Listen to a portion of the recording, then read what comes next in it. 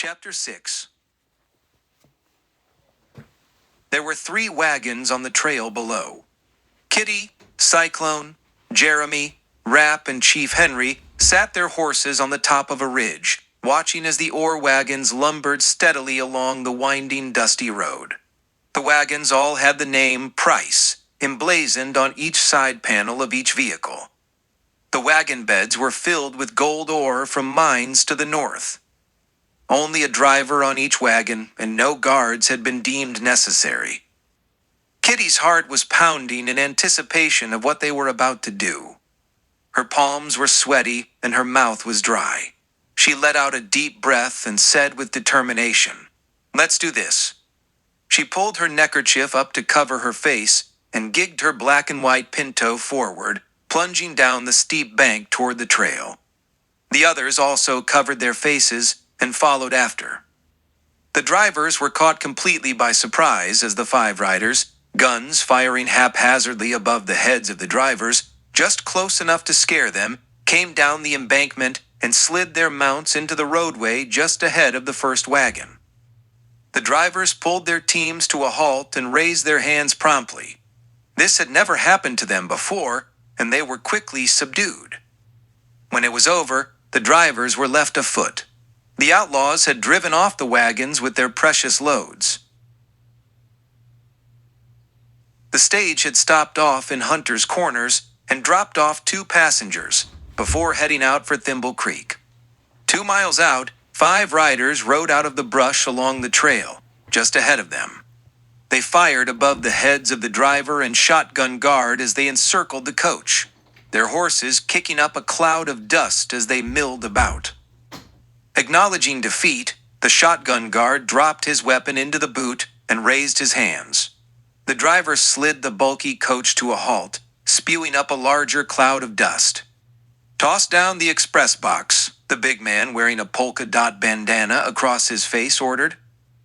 The smaller of the outlaws dismounted and ran to the stage door and opened it. There were 2 passengers inside.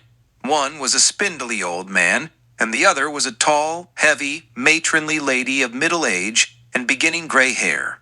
They both looked terrified. "Sorry," Kitty said. She wasn't there to rob innocent people.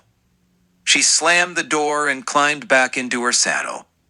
The express box had tumbled down from the boot and lay in the dust. Jeremy sidled his horse up along the left side of the team of stagecoach horses. He whipped off his hat and slapped the rear horse on the rump, yelling, "Hee-ya!" The other outlaws all fired guns into the air, putting fear into horses, driver, and guard. The stage rolled on down the road and disappeared in a cloud of dust. 2 freight wagons came around the bend in the trail. They were fully laden with supplies and goods slated for Simon Price's mercantile in Thimble Creek. 5 riders, astride horses, sat side by side across the roadway. They all had rifles out and pointed at the approaching wagons. Simon Price leaned back in his plush leather chair behind the shiny desk in his office at the rear of the bank. Of all of his acquisitions, the bank was his prize achievement. At last, he had the position of wealth and standing in the community that would define him as Thimble Creek's most prominent personage. A short knock on his door, leading out into the bank proper, sounded. There was no wait for answer. The door opened immediately. Flo Baxter stuck her billowy blonde head around the door jamb and said, "Harvey's here to see you." Without waiting for response, she stepped back and Sheriff Harvey Trask pushed around her and into Price's office. He shoved the door shut behind him, leaving Flo outside. He leaned back against the door. His face was ashen, and his lips were tightened into a hard line beneath his bushy mustache. "Well, what is it?" Simon Price demanded. Trask was still trying to find the words. "We've got trouble, Simon," Trask finally said, moving away from the door and standing before Price's desk like a schoolboy who had been sent to the principal's office. He still had hesitation, looking for the words. "Well, out with it, man." Price's irritation and patience was wearing thin. Trask was an idiot, but he was easy to control. That was why he had chosen Harvey Trask to be the so-called law in Thimble Creek. "We've got trouble," Trask repeated. "So you've already said." Price was bored with the man. "How about you just get on with it? What is this big trouble?" "Hold up, Simon." "What are you talking about, man? We don't have holdups here. We're civilized. Don't you know?" "Well, we've got them now. Your freight wagons and stages have been hit several times in the last few days. And it seems to be the same gang doing it. There's 5 of them. 2 big old men, one riding a gray stallion, and the other rides a big chestnut mare. Another one appears to be an Indian, and there's 2 younger ones. Passengers on the stage thought one of them might be a woman." "What do you want me to do about it?" Simon demanded. "You're the sheriff. You take care of it." I just thought you'd want to know," Trask stammered nervously. "So, now I know. But, Simon, this gang could be dangerous. So, I didn't bargain for this when you made me sheriff." "Well, what do you think a sheriff is supposed to do? Just handle it."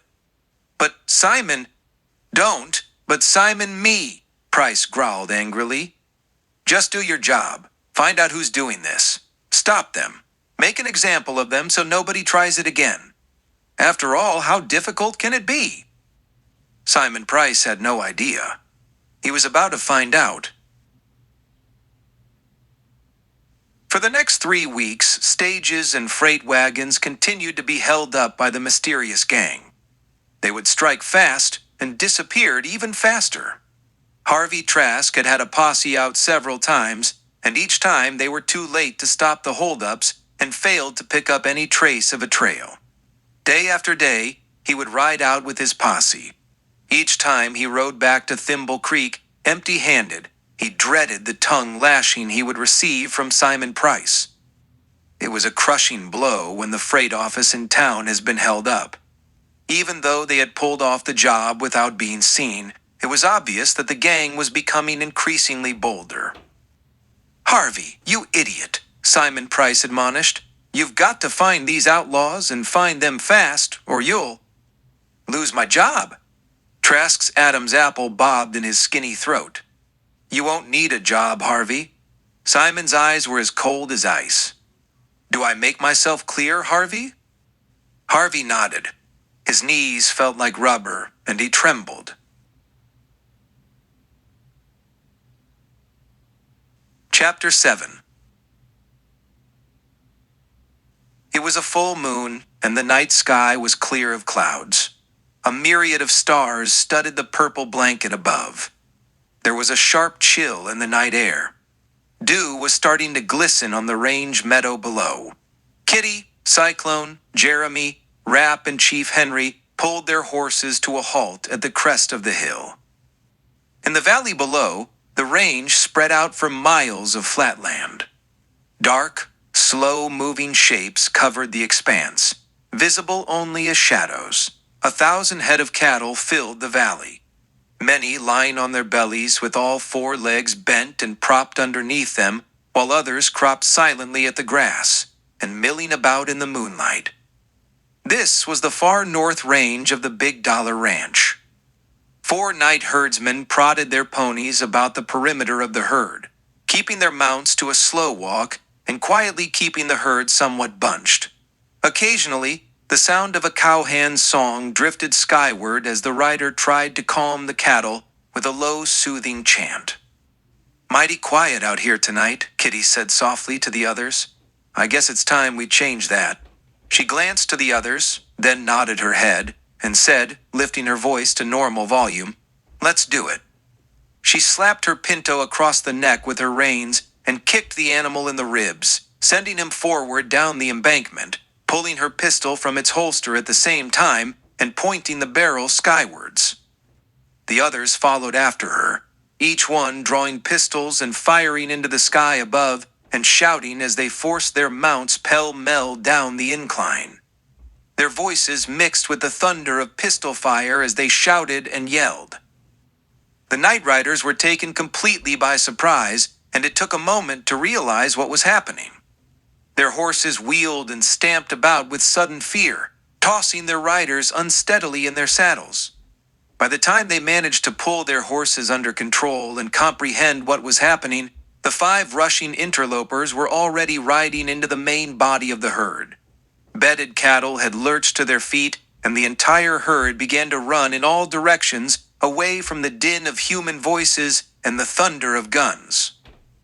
Kitty, Cyclone, and the others had spread out away from each other as they rode into the swell of the herd, driving steers in all directions and speeding away across the rangeland expanse, a billowing cloud of dark shapes rolling into far-off darkness.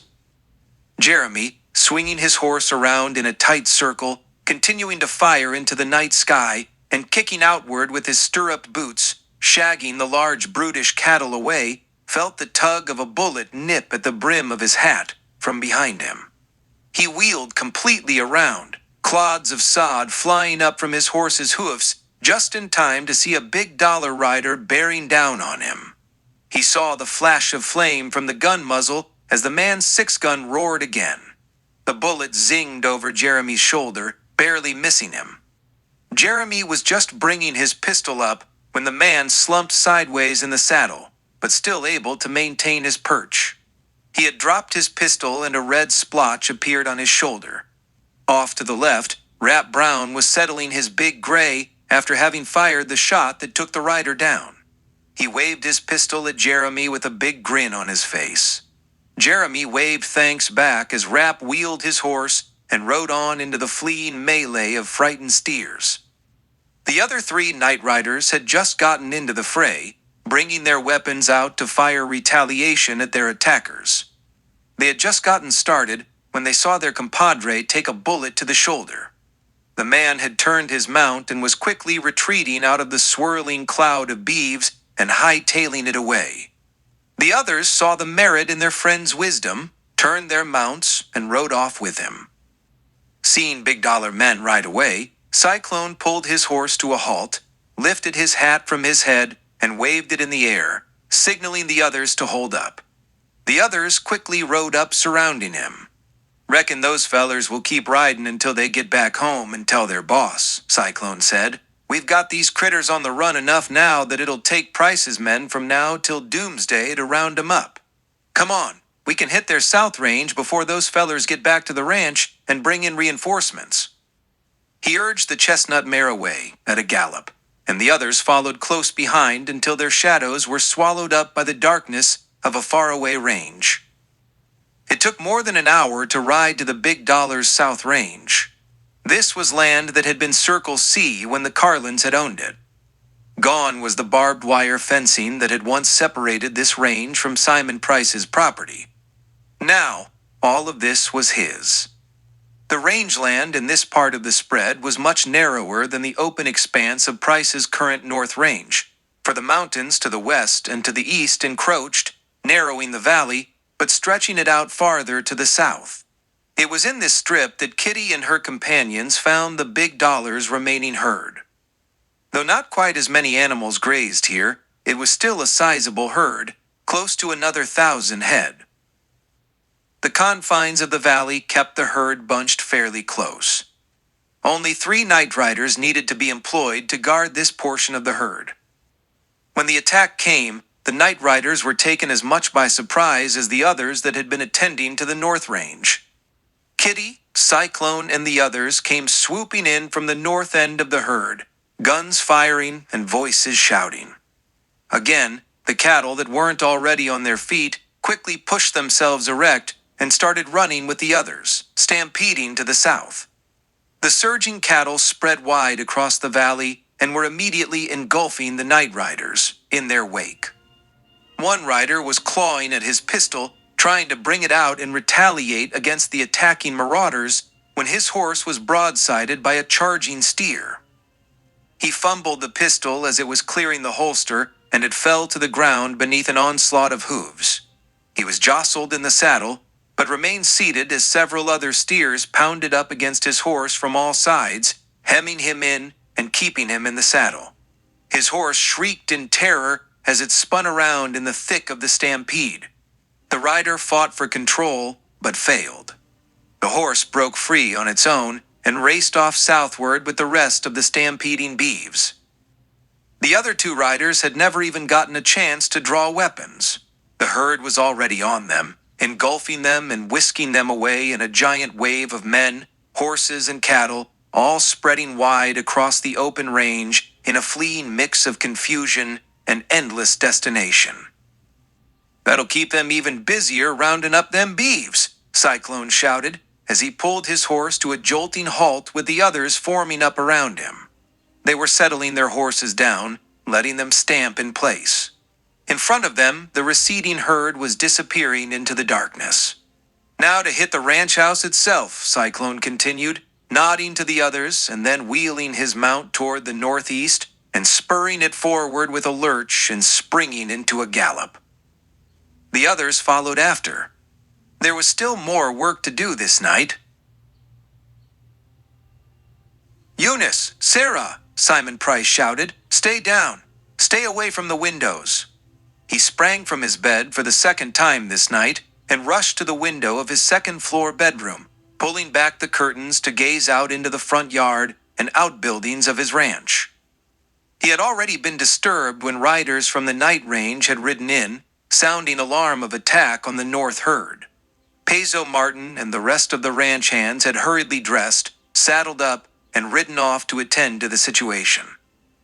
Now, as he peered out of his bedroom window, he saw riders on fast horses with the sound of thundering hooves coming through the main gate of the ranch. The overhead arch contained the name Big Dollar in wooden stick-form lettering.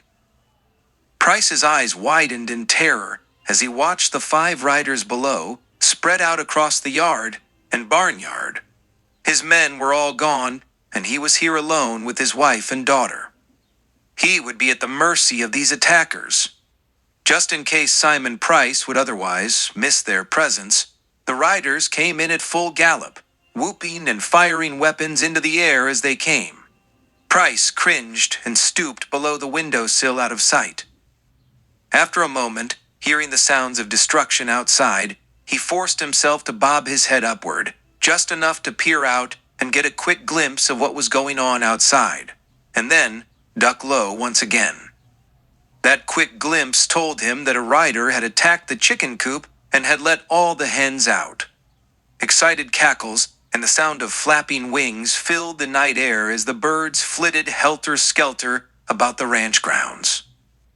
Another rider had lassoed one of the posts that supported the low fence of the hog pen and pulled it away, letting the attached boards fall and setting the animals free.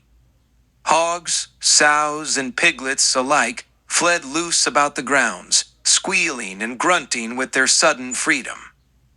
2 larger riders on big horses and a third rider that appeared to be dressed somewhat like an Indian had lassoed corral fence posts, backed their mounts off, and pulled them loose from the ground and letting the corral rails drop into the dirt. The horses inside the corral were stamping and skittering about. The rider on the big gray horse snapped his loop free of the fence post and was coiling it back up as he rode inside the corral, riding the inside perimeter and hazing the horses through the newly made opening and chasing them out. The other 2 riders were there to greet them as they came and waved them off, chasing them away from the corral and letting them roam free. By now, the smaller rider on the black and white pinto, who had let the chickens loose, had ridden up in front of the bunkhouse. The horse slid to a sudden halt, close enough to the building that the rider could throw a lighted torch through the front window. Flames spurted up from inside, casting an ominous glow into the ranch yard. Smoke billowed out through the window opening. Simon cringed and ducked low beneath the windowsill. His knees knocked against each other. Behind him in the bed, Eunice remained asleep, unconscious from the alcoholic stupor she had drank herself into before bedtime. In the next room, not heeding her father's warning, Sarah Price leaped from her bed and raced to the window. The rider that pulled the hog pen apart had ridden to join the others, and as he rode into the light of the burning bunkhouse, she recognized him. "Jeremy!" she gasped to herself. "Jeremy Carlin!" with the scene an absolute mess of disorientation as fowl, swine, and horses dispersed and scattered about the countryside. The 5 attacking riders rejoined and galloped away into the darkness, having left their mark of destruction behind. This was still just the beginning. Their work done for the night, Kitty and the others headed off to a place she had chosen for a hideout. Price would never guess that they were camping out so close to home. They rode to the northern portion of what used to be the Carlin Ranch and up into the mountains. This had always been a favorite place for Kitty. She had often gone there, as a kid, when she wanted to be alone. She was sure that she was the only one who knew about this place. There had never been any sign of anyone else ever traversing near there. And now, with Simon Price's ownership of the property, there was still no sign that anyone had ever been around there. It was always peaceful up there, and the cool breezes were a comfort. There was a great view of the valley below and the mountains beyond. There was a stream nearby, and good grass beneath a stand of trees provided grazing for horses. The large tree trunks and spreading branches with full leaves provided cover for the rock outcropping behind. There was room to hide with the horses and have cover from the elements above. Behind them, into the rock wall, a cave with an opening large enough for a horse and man on foot to slide inside and move back into the darkness of a 10-foot deep cavern. Keeping behind the cover and shadows of the trees, the horses had been unsaddled, attended to, and allowed to drink and graze. Chief Henry flopped down to sit with his back resting against a tree trunk. Rapp sat at an adjacent tree with a half-empty flask in his hand. His eyes drooped, and he was drifting into a stupor, but aware enough to chuckle to himself beneath his breath. That sure was fun, he mumbled to himself, and took another swig. His shaggy head leaned back against the tree trunk, and he went to sleep. He started to snore. "Just listen to that old galoot," Cyclone said. "Craziest feller I ever knowed." He was sitting on the ground under the outcrop. Kitty and Jeremy were sitting, one on each side of him. "But he sure has the bark on. He's a good man to have along, but I'll be darned if I know why he's still hanging out with us." Kitty had been glum during the ride to the hideout and had said little since arriving. Cyclone was just waiting for her to come out with what was bothering her. In the meantime, he just made small talk. "Guess the old feller's got nobody else, so's he follerin' us?" Obviously, Kitty wasn't listening. She finally said, "It's not right. It's just not right." "I don't see anything wrong about it," Cyclone said. He knew she wasn't talking about Rapp, but he continued, "If he wants to tag along, I guess it's all right." "What?" Kitty seemed to jolt out of her reverie. "I said, I like having Rapp around," Cyclone said. "Oh, yeah," Kitty answered. She seemed a bit stunned. That wasn't what she was talking about. "Me too." She gazed up into her grandfather's craggy face. "I like Rapp too, but that's not what you were talking about," he finished for her. "No, Grandpa," she said. "I was talking about tonight. It just isn't right." "Having second thoughts about what you're doing?" "Not really. Just how I'm doing it." "You're hurting the man, aren't you?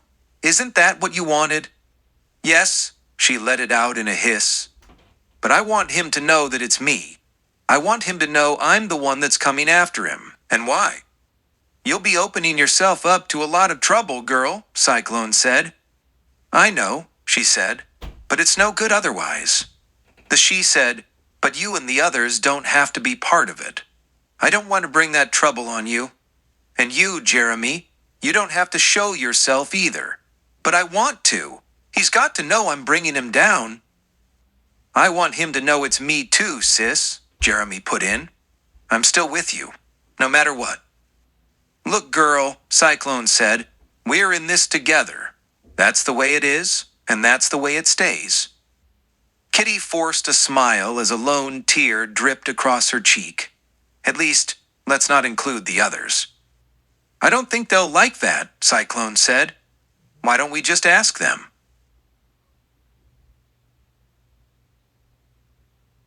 Chapter 8. Sheriff Harvey Trask was agitated. Actually, he was darn right mad. He was fuming to himself under his breath as he closed the bank door closed behind him and stepped out onto the board sidewalk. Simon Price had just raked him over the coals.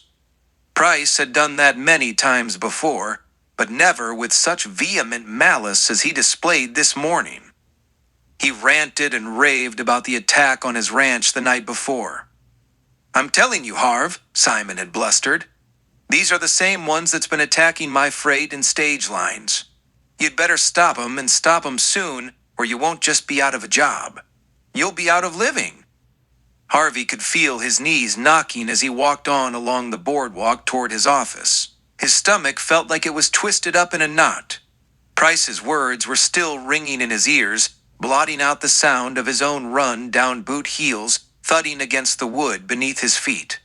He walked with his head down, oblivious to his surrounding and the people passing by around him. It wasn't until he reached the door of his office that he raised his head. Something had made him look up. He didn't know what it was, but suddenly he was aware that something had changed. As he glanced about him, he saw that passers-by had halted. Activity in the street had suddenly ceased, and people were staring toward the other end of town. A chill ran down Harvey Trask's spine as his eyes followed in that direction. There, at the end of the street, he saw the reason for the sudden silence that filled the crisp morning air. His Adam's apple bobbed, and he gulped, overcome by fearful dread.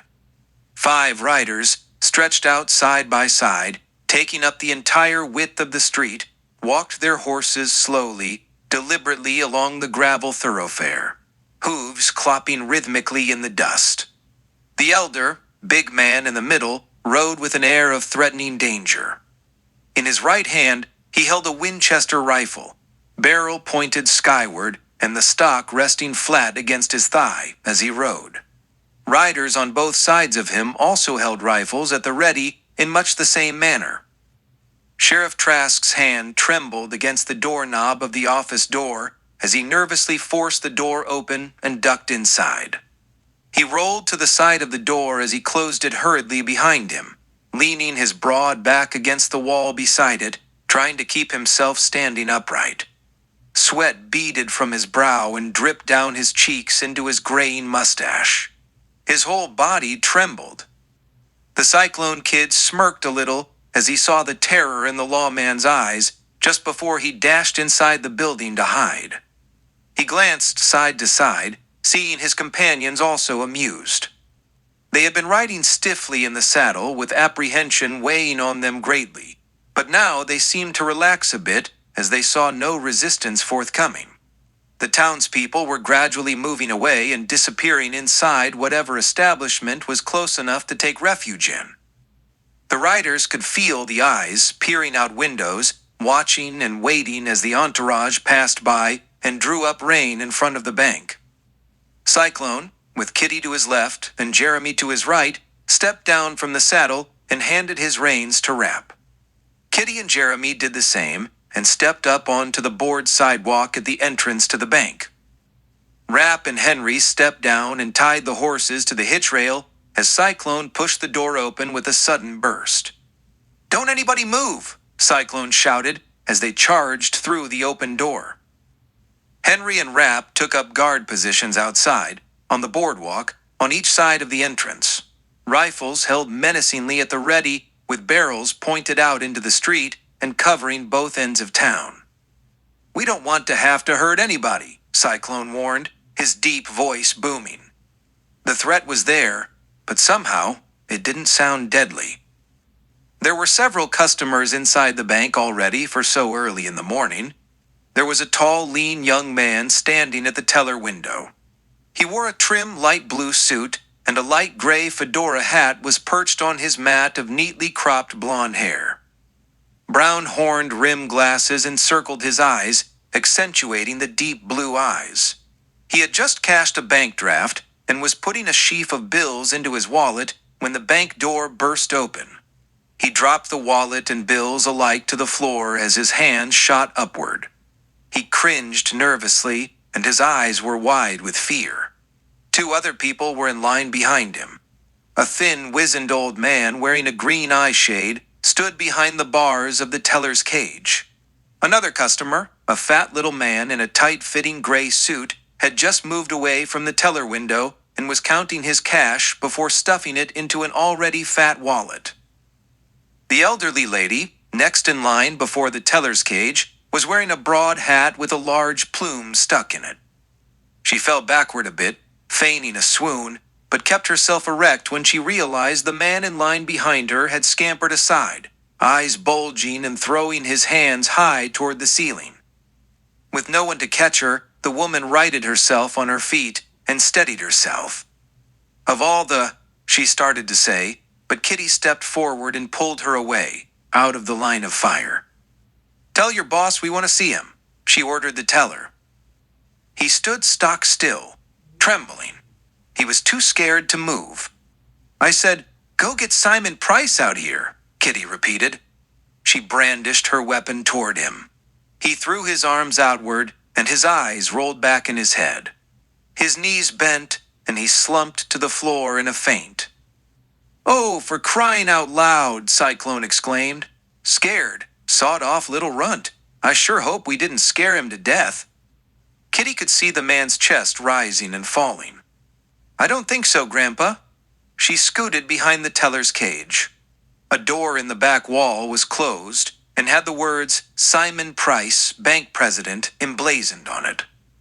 Simon Price jerked up erect from where he was sitting in his chair behind his desk as the door burst open. Flo Baxter was sitting in the overstuffed chair in the corner on the other side of the office. She let out a shrill scream and curled her feet up under her plump rump in the chair. She cringed. Kitty jumped into the opening, landing like a cat, both feet spread apart and her legs bent into a crouch with her pistol thrust far out in front of her, aimed at the surprised banker. "On your feet, Price," she shouted. What is this?" Price stammered. He shrank down in his chair, shoulders sagging. His face had turned to ash. Then, as the shock's suddenness began to subside, his brain began to process what was happening, and recognition spread across his pudgy face. Catherine Carlin," he mumbled. I thought, you thought I was long gone, didn't you?" She pulled back the hammer of her pistol, and it clicked into position, fully cocked and ready to fire. There was fire and anger in Kitty's eyes, and her hand holding the pistol trembled.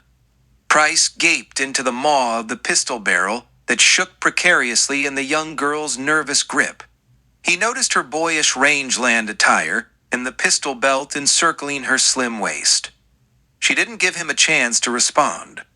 "I'm still here, and I'm making you pay for everything you've done to the Carlins.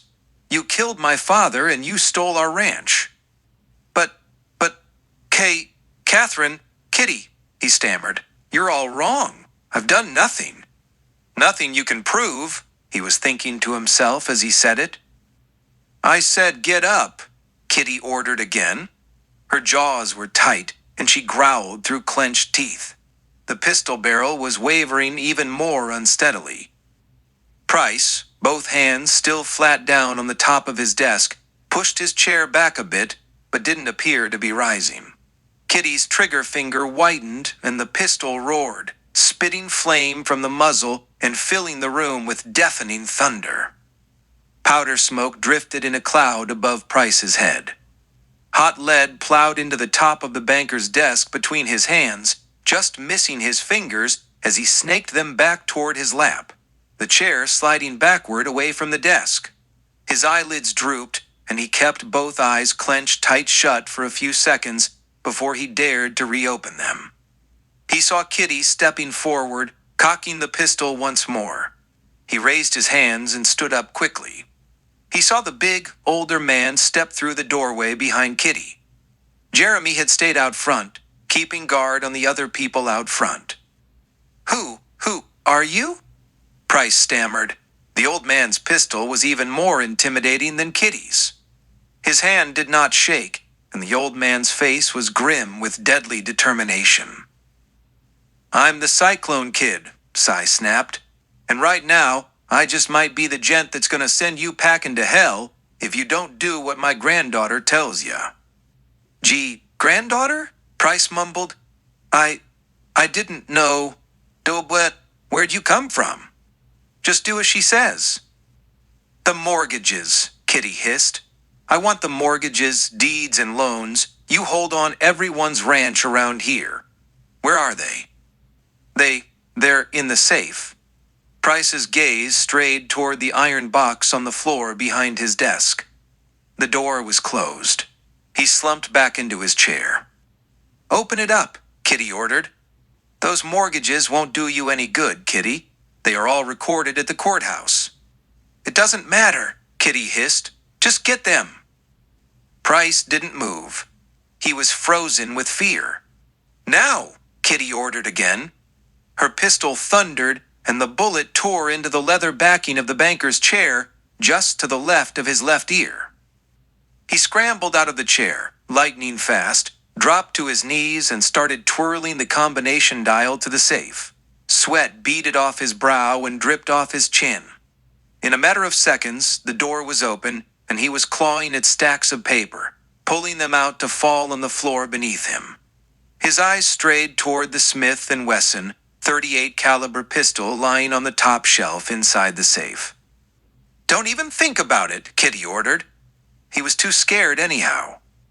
Put those mortgages in a bag, Kitty said. And while you're at it, fill it on up with the cash that's in there too. But, that's my money. Good. I don't want depositors' money. I only want yours. That way it's not stealing. Not from a thief anyways. Price nervously complied, finding a canvas bag on the lower shelf and filling it. Now, Kitty said, taking the bag from him and holstering her pistol. Don't move until we're completely gone. Send anyone after us and we'll be back. Turning to Cyclone, she said, Come on, Grandpa. Let's go. The street was still empty when Kitty, Jeremy, and Cyclone emerged from the bank. Even with the sound of shots from inside the bank, no one had been curious enough, daring enough, or brave enough to show themselves while Rapp and Chief Henry kept watch. In a matter of seconds, they had all vaulted into their saddles, turned their horses into the street, and thundered out of town in a cloud of dust. As the sound of galloping hooves diminished into the distance, and as lingering dust settled, life began to stir in Thimble Creek. Gradually, doors creaked open slightly, and then completely. Citizens began to emerge. When he was sure they were gone, Simon Price, outraged and furious, scampered out of his office into the public area. The teller was just coming to and starting to rise. Everyone else had remained motionless. Kitty Carlin just robbed the bank, he shouted. Got away with depositors' money? He waddled toward the bank door, opened it cautiously, and peered out. He could see that the bandits were gone, and the street was again filling with townsmen. Seeing that safety had returned, Simon thrust the door wide open and ran out into the street, shouting once again. That Wildcat, Kitty Carlin, just robbed the bank and made off with your money. He spun on his heel, churning dust in the middle of the street. He saw the sheriff's office door begin to swing open, and Harvey Trask peering cautiously through the opening. His face drooped long and was still strained from fear. Harvey! Harvey! Price shouted as he ran down the street toward the jail. Harvey Trask had fully emerged and was standing on the board sidewalk in front of his office when Simon caught up to him. He was breathing heavily and unloaded on Trask. Harvey! He shouted again. The bank's been robbed. The Carlin girl. I thought we'd seen the last of the Carlins, but they're back and they've got a gang. I know, Harvey stammered meekly. I saw them ride in. Why didn't you stop them? Simon was oblivious to the gathering crowd behind him. They looked mighty salty. I was scared. Scared? You're supposed to be the law here, Harvey. What do you think I'm paying you for? I don't know. There was 5 of them and I'm only one man. What could I do? You could have warned me. There was no time. They just rode in with guns out and went straight to the bank. You going to form a posse, Sheriff? A voice from the gathering crowd behind them asked. I'll go with you, if you are, he added. A murmur went through the crowd, and a number of volunteer promises could be heard. Simon shot a furtive glance behind, saw the crowd gathering closer. He suddenly remembered Kitty Carlin's warning. Send anyone after us and we'll be back. You want I should form a posse and go after them? Trask asked, dreading the answer and the task ahead of him. Simon turned back towards him. His face was grim. No, he said emphatically. Trask heaved a sigh of relief. I mean, yes, Price reversed himself. Trask felt a sinking in the pit of his stomach. They said they'd come back and get even if I send you after them, Simon said, keeping his voice low so no one else could hear. They will too, he said grimly. We can't go after them, but if we don't, the townspeople won't like it. I suggest you form a posse, take them out, pretend you're trailing the bandits, but don't let the Carlins know you're out there. After a while, you just give up and come back to town. In the meantime, I'll figure out what to do. I'll get Peso Martin and his men on the job as soon as they get back from rounding up the herd from last night's raid. Trask looked a little relieved, but still apprehensive. Everyone willing to join the posse, get a gun and a horse, and join the sheriff back here in 15 minutes, Price said, turning and directing the gathering crowd. They began to disperse and set about getting ready for the trail. Now, you know what I want you to do, Harv. Even you should be smart enough to understand, he chided. Trask nodded. Smart enough wasn't necessary. He was damned sure scared enough. Back down the street, the tall, well-dressed young man who had been in the bank during the holdup had emerged out into the street. He saw the banker talking with the sheriff and the gathering crowd of townsmen. He gazed to the right and left looking for a telegraph office. He spotted it down the street to the left and off to the right. He turned quickly, half walked and half jaunted toward it. As he stepped inside the telegraph office, he shot a furtive glance behind him and up the street. He could see men assembling with horses. They were all armed with pistols and/or rifles. A posse was forming fast. I need to send a telegram, quick, the young man snapped as he stepped up to the counter. The thin, wizened old man, wearing a green visor around his brow, lazily pushed himself up out of the chair behind his desk. The telegrapher's key sat silent in the middle of it. The old man tossed a blank form and a pencil onto the counter in front of the young man. Then he returned to his desk and flopped into his chair, without saying a word. He picked up a copy of the Police Gazette and returned to his reading. The young man rapidly filled out the form.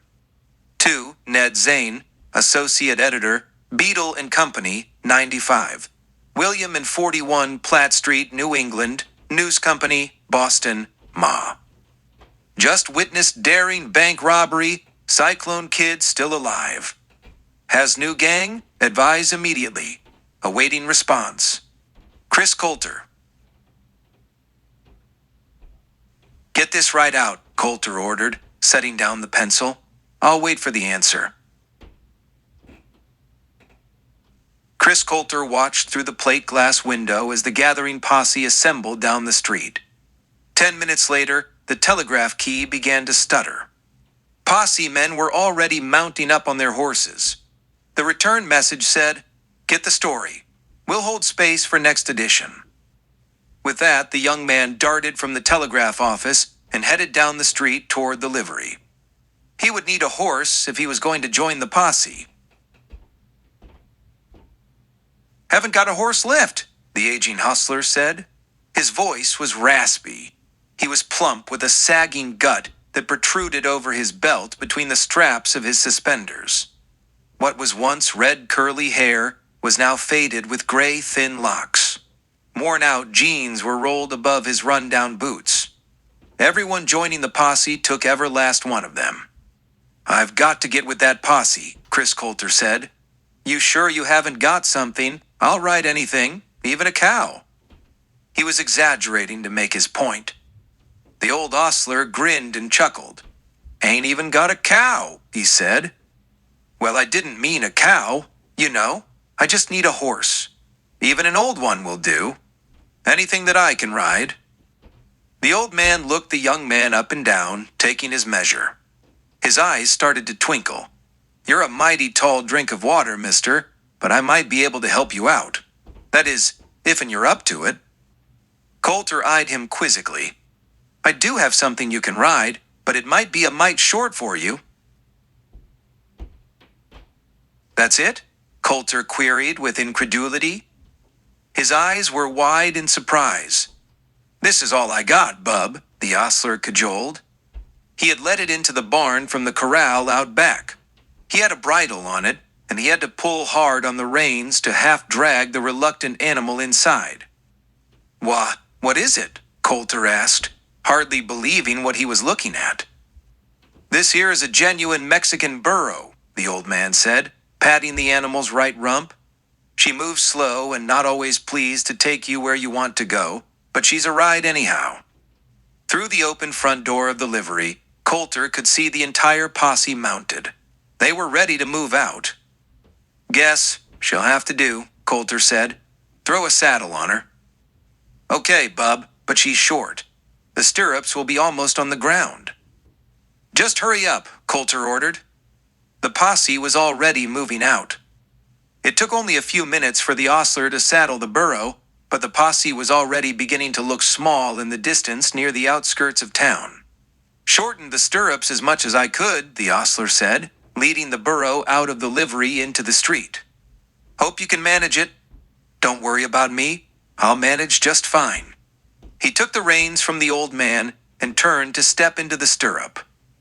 "Left side," said the liveryman. "What?" "You're on the wrong side, bub. You get on a horse from left side." "You said this wasn't a horse." "Horse, mule, burro, no difference. You still get on from the left side." "Hey, ain't you ever ridden before?" "How hard can it be?" The young man sounded irritated. He stepped to the left side of the animal and stepped into the stirrup. "See," he said victoriously, as he lifted himself, tossed a leg over the animal's back, and settled himself in the saddle. His long legs in the short stirrups pushed his knees high, almost level with his chest. He looked somewhat like a giant in a child's chair. He suddenly felt foolish, kicked his feet free of the stirrups. His legs lengthened out, and his feet almost brushed the ground. The liveryman tried not to laugh, but he couldn't hold back a short giggle. Coulter tossed his head haughtily. Yes, he could ride. His posture told the rest of the world. "Let's go!" he shouted at the beast beneath him. The burro stood still. Her tail whipped at a fly buzzing about her rump. "Let's go," I said, Coulter shouted again, in frustration. The posse was now disappearing out of sight. Only dust was still lingering in their wake. He swung his long legs back and forth, trying to urge the animal to move. He couldn't even reach to give her a kick.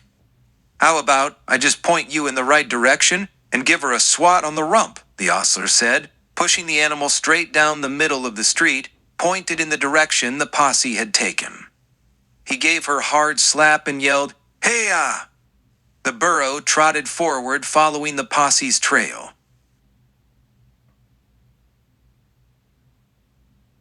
Chapter 9. "Are you sure we're following the right trail, Sheriff?" one of the Pizzemen asked as he rode up beside Sheriff Trask. "Those other tracks a while back before we turned off looked more like the ones we should be following."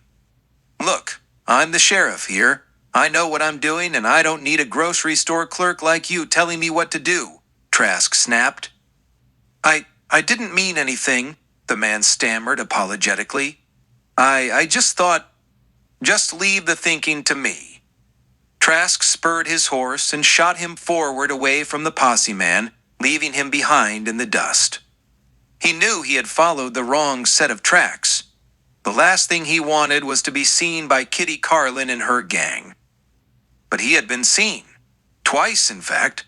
A short distance out of town, Kitty and her companions had left the main trail and circled up into the high country under cover of a grove of trees, where they could watch the trail below. They had deliberately created a false trail leading east before they had even ridden into town. If a posse were to be formed, they would most likely keep following that trail, leaving the Carlins behind them. From their vantage point on the ridge, they watched as a dust cloud appeared from the direction of town. A few minutes later, the shapes of riders appeared in the cloud. Eventually, the Paseemen were visible. Sheriff Harvey Trask was in the lead, however. He did not appear to be trailing with any urgency. Kitty smirked to herself as she recalled her warning to Simon Price about sending anyone after them. When she saw the posse ride past them and veer off to the west, away from the false trail they had left, she knew Trask was only giving lip service to an actual pursuit. Obviously, she had put fear in Simon Price, and he did not want a return visit. "Let's see how long he keeps this charade up," Kitty said, lifting the reins and gigging her mount forward. They rode down out of the trees and back on the trail before turning south and urging their horses into a full gallop. A few minutes later, the gang had managed to circle around and come back toward the trail the posse had taken. Again, they found a vantage point on a butte overlooking the trail. They were just in time to see the posse pass by and slow down as Trask raised a hand signaling a halt. A few minutes passed by as Trask conferred with his companions.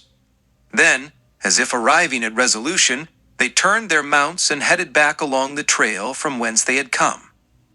"You were right, girl," Cyclone cackled with a chuckle. "The posse was just a show for the town. That dad-burned sheriff really didn't want to catch us." "I don't think he even wanted us to see him," Kitty added. "For a young thing, girl, you sure did scare that banker fella. You got some of your grandpa's moxie." "Look at that, back there," Kitty said, rising from her saddle and standing in the stirrup, stretching her body and neck to peer off down the trail into the distance. "What is that?" Several hundred yards back along the trail there was movement. As Kitty's eyes focused on it, she saw the rider. "That's one of the strangest sights I've ever seen," she mused. The posse was heading toward him at a rapid clip. "An awfully tall man on a burro," Cyclone put in. "Funny-looking galoot," Rap Brown said. "What is it?" Chief Henry asked. "Can't see a thing." He was straining to see through his thick lenses. "Looks like a city fellow, too," Jeremy commented. "What's a dude like that doing out here?" "He's getting hisself runned over, that's what," Cyclone said. The posse was almost on him by now. They had slowed their horses some as they came abreast of him. The group of riders separated and swung out around him on both sides, dust swirling up in a cloud around the tall rider and his peculiar-looking mount. The burro, frightened by the onslaught of riders surrounding her and her rider, stopped dead still in her tracks.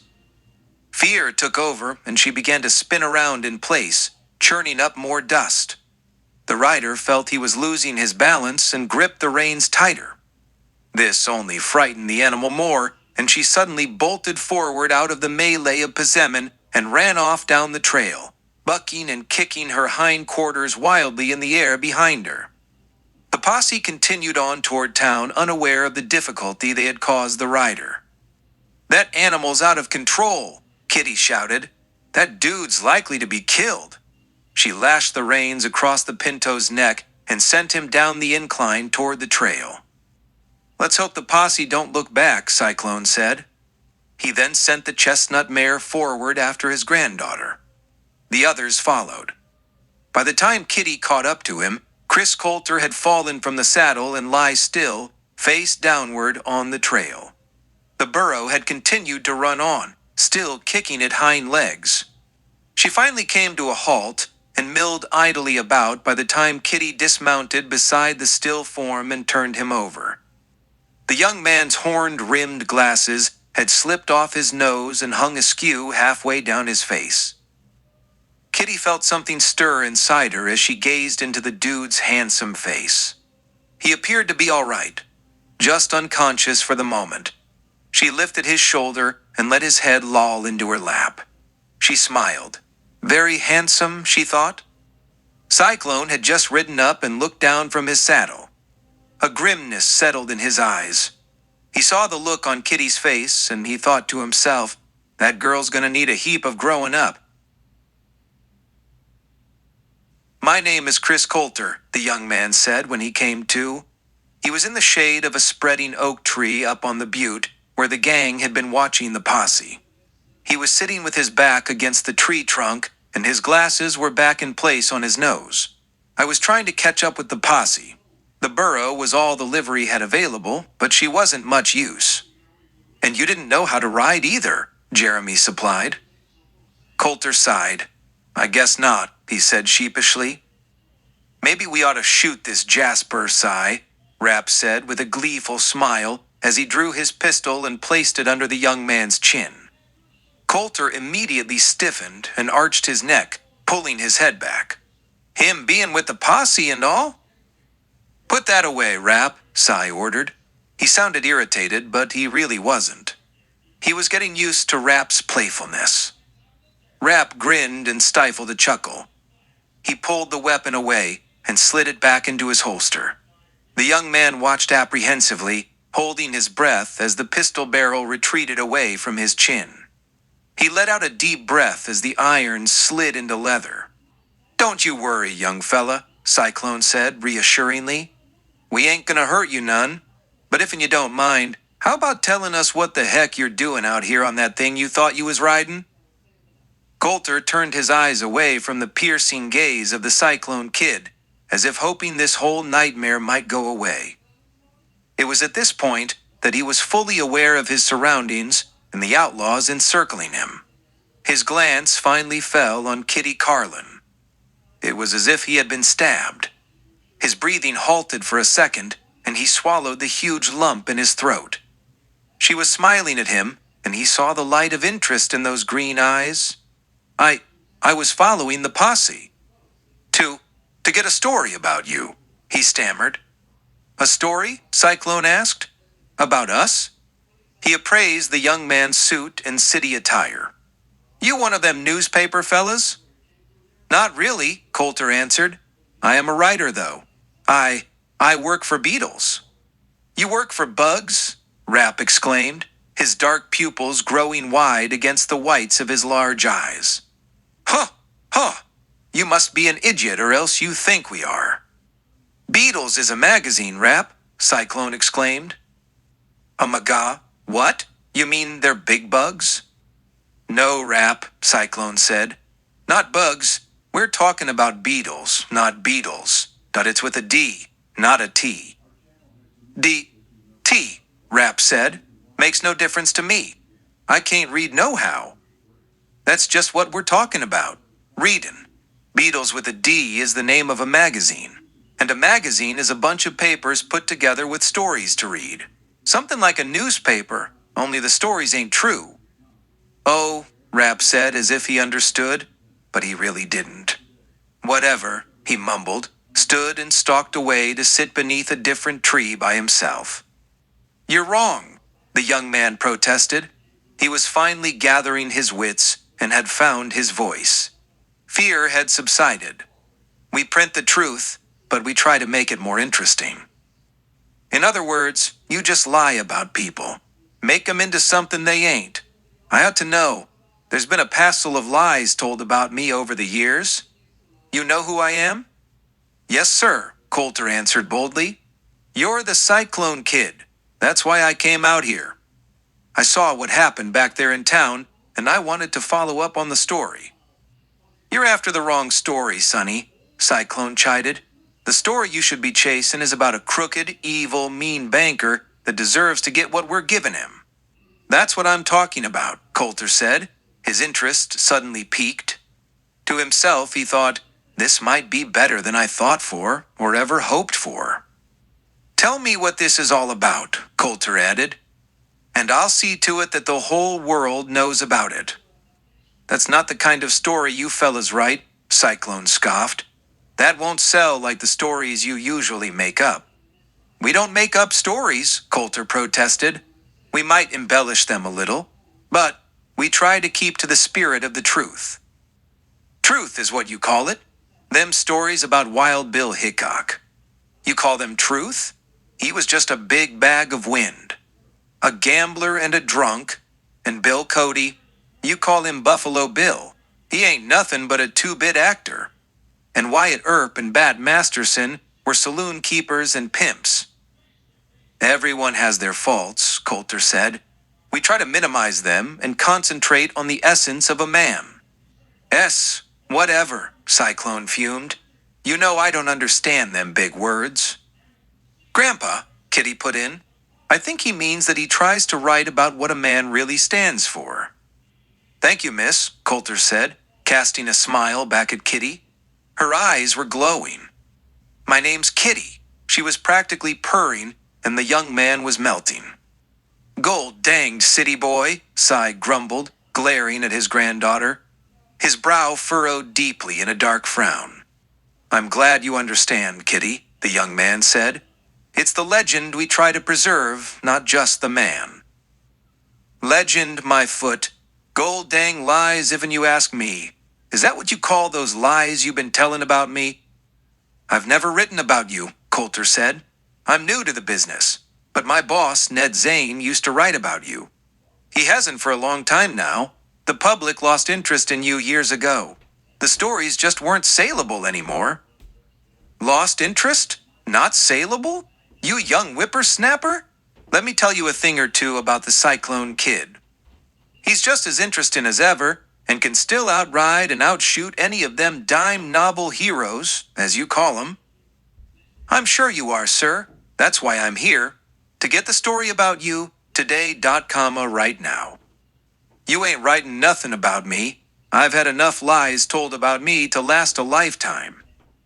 Well, maybe it's time the truth was told about you, Coulter said. I really am interested in why the Cyclone Kid is back in business. His eyes upturned toward Kitty. How about you tell me about this evil banker and just what is going on around here? Kitty started to answer, then thought better of it. She glanced to Cyclone. He was watching her with anticipation. He nodded his shaggy head slightly from side to side, and Kitty heeded his reluctance.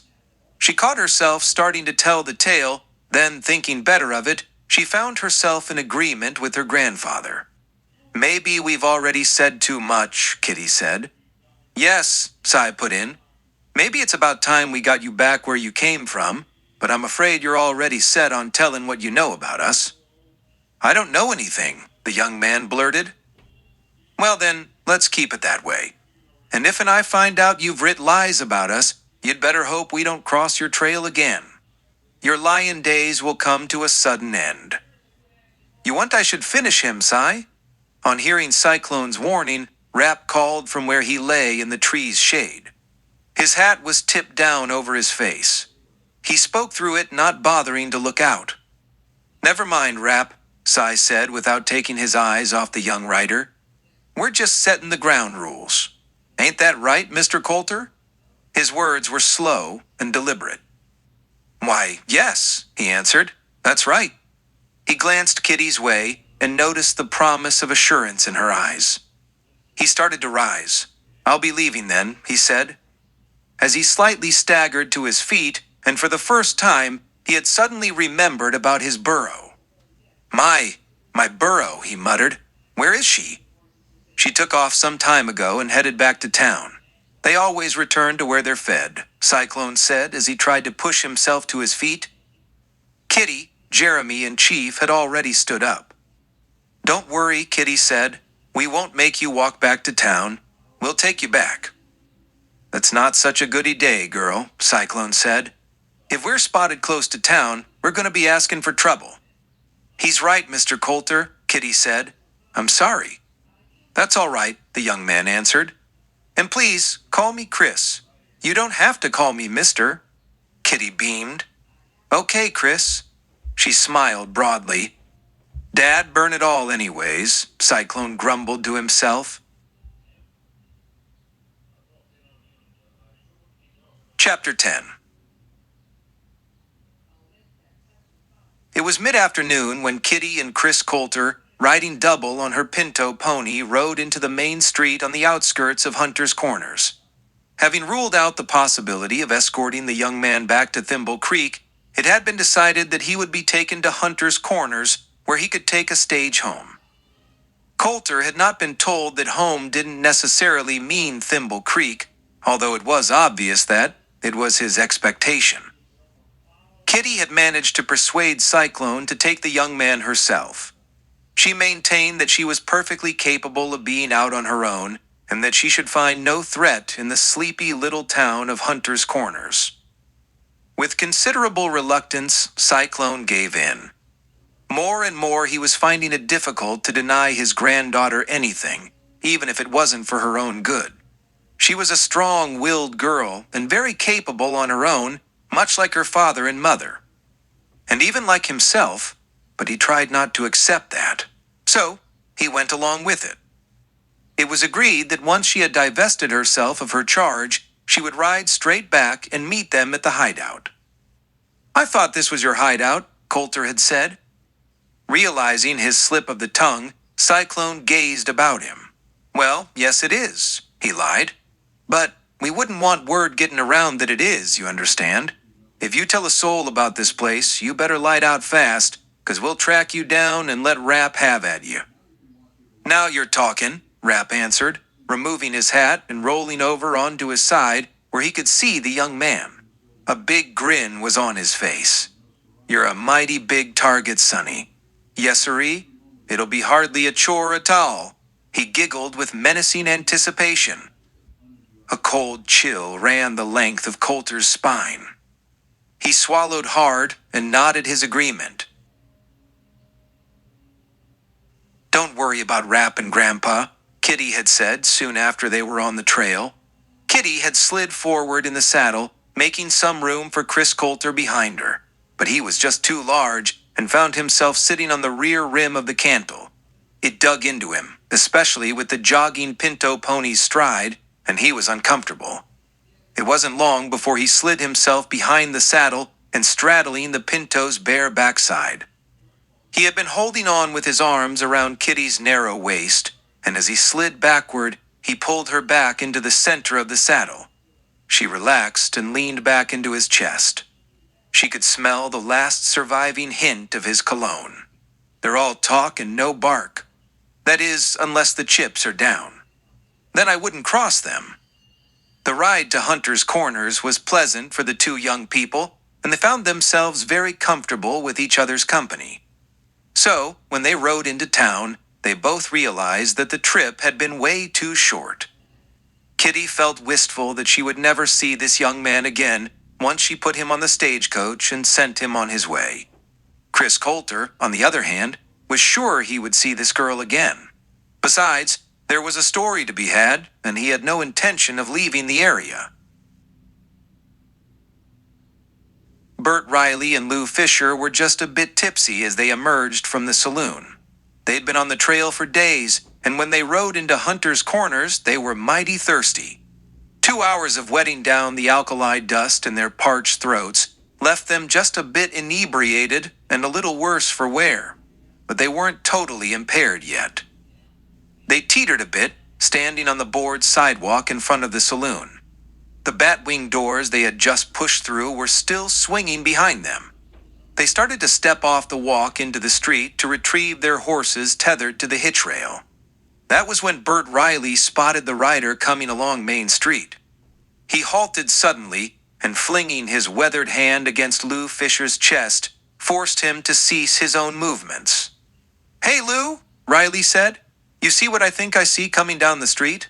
"Yes, that's him," Riley said more to himself than Fisher. "I'm sure of it. I may be a bit cockeyed from drinking, but I don't think I'm that drunk. It's him, all right." There was a hint of hatred in his words. Lou said, "What are you talking about?" "That fella down the street riding that sorrel stallion with the white mane and tail. I know him." Lou followed his gaze and sized up the rider. Several buildings back along the main street, the rider threaded his sorrel through the busy street of wagons and pedestrians. He was a young man, probably in his late 20s or early 30s. He was deeply tanned by the sun, and although he had a round, boyish face, apple cheeks, and brown eyes, he had the look of a man well seasoned to the trail. He was lean and of medium build.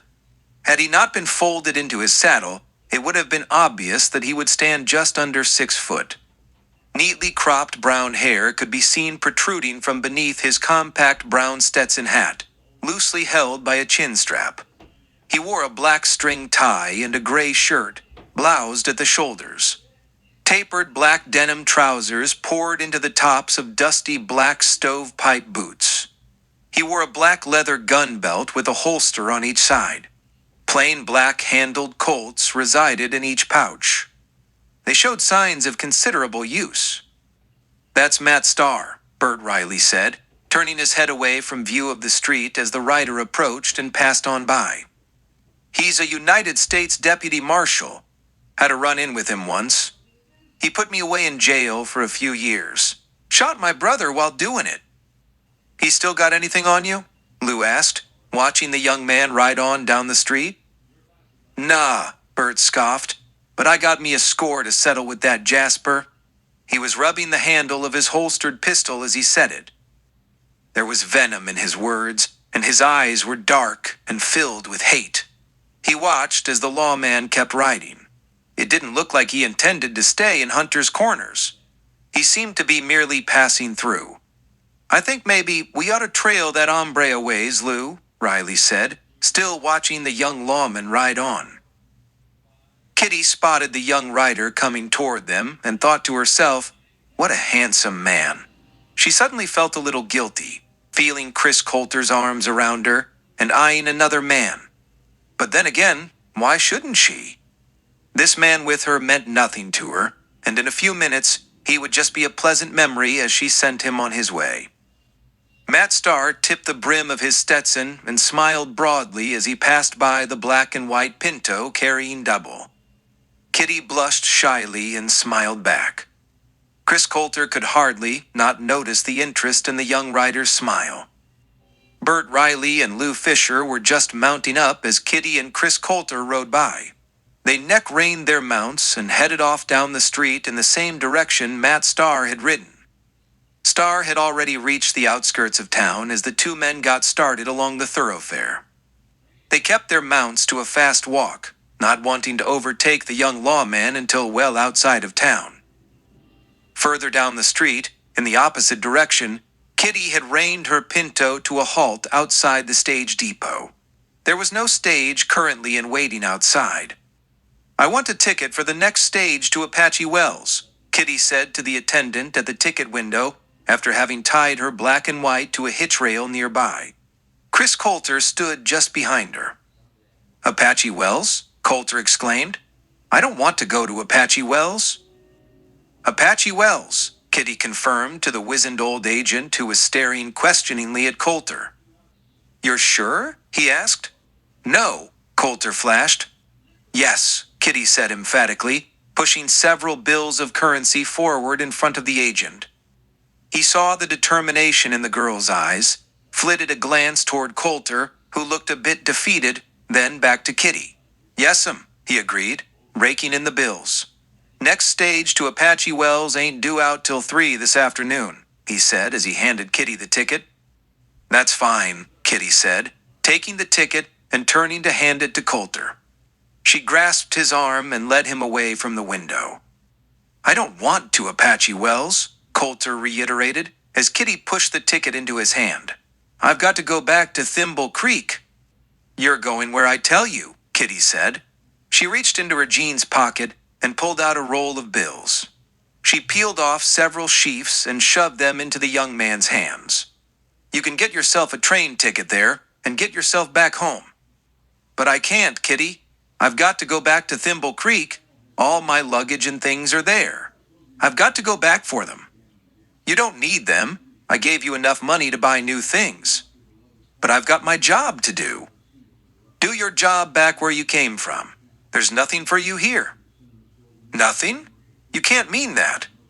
His eyes said it all, and Kitty knew exactly what he meant. At least, she hoped that was what he meant. Kitty gazed at him wistfully. There was a glint of moisture welling in her eye. She sighed and said softly, "No, Chris, there isn't." She lifted herself up on her tiptoes and gave him a quick peck on the cheek, then hurried away to her pinto, mounted up, and hurriedly rode away before she would break into tears. Chris stood watching her as she disappeared down the street, back the way they had come. There was a lump in his throat, and he swallowed hard. Then, with determination, he turned and returned to the ticket window. "I want to change this ticket for a ticket to Thimble Creek," he said. Matt Starr was a mile out of town when he started feeling uneasy. That old familiar feeling was crawling along his spine. It was one that he had experienced time and time again, and each time it had warned him of impending danger.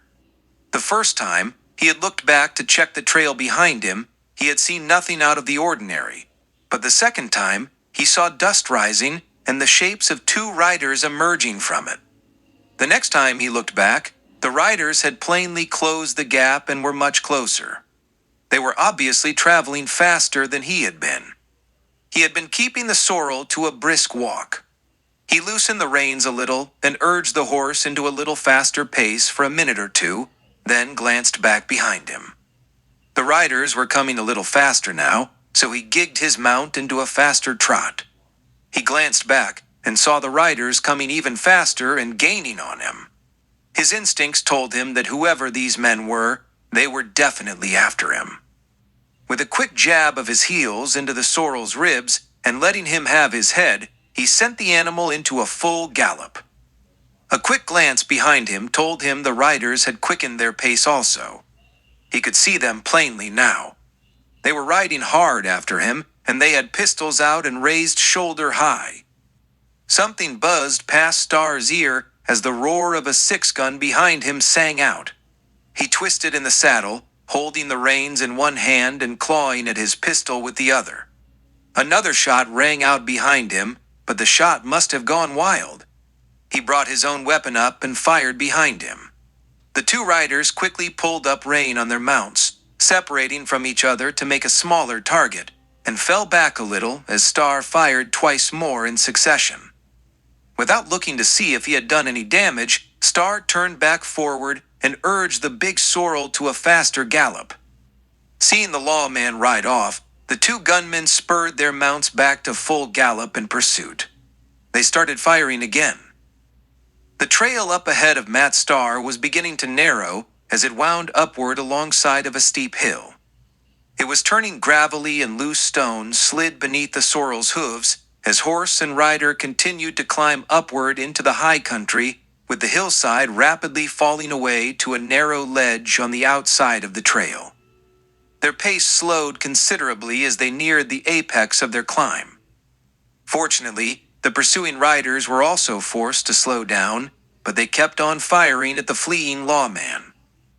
Bullets were no longer coming close, for the pursuers were barely in pistol range, and the slip-sliding of horses' hooves in the gravel trail made accurate firing near impossible. As Starr and his horse finally reached the top of the ridge, he saw the trail was starting to widen and veer out away from the steep embankment that now fell away to a deep canyon. The trail bent around a stand of scrub brush and a pile of large rocks. This would put the young lawman temporarily out of view of the oncoming riders. He made his decision. He would make his stand here and take his pursuers by surprise when they came around the bend. He pulled hard on the sorrel's reins, yanking his neck high and back. The animal heeded the bite of the bit in his mouth and slid to a halt in the loose gravel, his body twisting and turning as he lost his footing. His hind legs slid between his front two, tipping him backwards, spilling him to the ground on the far side of the trail. Starr felt the suddenness of it all and pitched himself sideways from the saddle and reaching out toward the side of the trail to fall clear of the plunging animal. He hit hard, landing on his right shoulder and rolling toward the edge of the embankment. Momentarily stunned with pain shooting through his shoulder, he didn't realize how dangerously close to the trail's edge he had rolled until he felt himself beginning to fall. He caught himself just in time and forced himself to roll back away from the edge. He could see the sorrel struggling to rise as he himself tried to push himself to his feet. His knees were still bent, and he was only half risen when the two pursuing riders rounded the bend. They were taken by surprise as they barreled into Matt Starr, unable to bring their guns up to fire at the unhorsed lawman. Bert Riley's mount sideswiped him and pushed him back toward the edge of the canyon. Lou Fisher's horse plunged on past him and slid to a halt as Riley pulled up and saw Matt Starr fall over the rim into the canyon below. "That was a stroke of luck," Bert Riley gloated as Fisher pulled his mount up alongside of him. "Think he's dead?" Fisher asked. "Dunno. Hope so. I don't see how he could have survived a fall from up here, though." "Better to make sure?" "Yeah," Riley agreed. "We'd better check." He started to angle his horse toward the edge of the canyon when he suddenly pulled up to a halt. "Hear that?" Riley exclaimed, glancing back along their back trail. "Yeah," Fisher said. "Horse's hooves. Rider coming back there. We better get out of here." "Yeah," Riley agreed. "He's got to be dead anyhow. Let's go." They wheeled their horses and spurred them away into a gallop. Kitty was on her way back to meet her companions when she heard the gunfire up ahead on the trail. Her first instinct was to urge her pinto into a faster clip and find out what was going on, but her better judgment told her that she better keep her distance and keep out of it. As she rounded the bend in the trail, she glimpsed two fleeting dark shapes disappearing in a cloud of dust farther down the trail. Alongside the trail, a sorrel horse stood with head bowed. A gash on his left foreleg was splotched red with blood. He held his injured leg off the ground and stood hip-shot on three legs. What had transpired with those two men she had seen riding off, she did not know. But she did recognize the injured sorrel. She pulled her mount to a halt and gazed around the area. The good-looking cowboy she had seen in town riding this sorrel was nowhere to be seen. And she was sure he was not one of the men she had seen riding away. She shifted uneasily in the saddle, searching the area around her meticulously. Finally, her gaze came to rest on the edge of the trail above the canyon below. She felt a sinking sensation in her stomach as realization set in that the young cowboy had probably gone over the edge.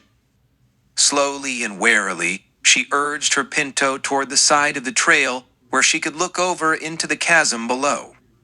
Not expecting an answer, she called out apprehensively, "Cowboy, where are you? Are you all right?" Her voice was a raspy shell. She could hardly hear it herself. As she approached the rim, she heard it. Or had she? But a second time she heard it. "Help!" The voice wafted up from down below. "Is there anybody up there?" Her heartbeat quickened, and she caught her breath. She nudged the pinto as close to the rim of the canyon as possible. There he was, a third of the way down the wall of the canyon. His brown Stetson had fallen off and draped down his back. It was held by the chin strap that was now taut around the young man's neck. His brown hair fluttered in the breeze pushing up out of the canyon. His body was draped flat against the rocky wall of the canyon. Both hands were clutched around a stub of a tree and its root that protruded from a crag in the wall. His legs were stretched out behind him, and his feet were scraping the soles of his high-top leather boots into the rock beneath him, searching for a foothold that would help him secure his perch. "Hey, cowboy!" Kitty called down. A sudden surge of relief flooded over Matt Starr at the sound of the voice. His eyes lifted skyward. The root in his grasp seemed to move a little. Gradually, it was beginning to pull loose. His momentary relief disappeared as quickly as it had arrived. Gazing skyward, he saw the girl on the black and white pony outlined against the clear blue of the mid-afternoon sky. "Can you help me?" Starr shouted. His voice was filled with panic. "How'd you get yourself into a fix like that?" Kitty answered. "Never mind that," he answered with irritation. The fear in his voice was rising. "I said, can you help me?" he shouted with a higher pitch. Yes, Kitty answered. Ah, relief. But it was short-lived when Kitty added, but you'll have to let go of that branch. Stunned and outraged, Star shouted back, You did say you could help me, didn't you? Yes, but as I said, you'll have to let go of the branch. That's what Matt thought she had said. He pondered the implication for a second, then answered back, Is there anyone else up there that can help me? Root pulled loose another fraction of an inch. No, just me. That's what I was afraid of. Don't worry, I'll toss down a rope. She was already uncoiling her lariat and shaking out a loop.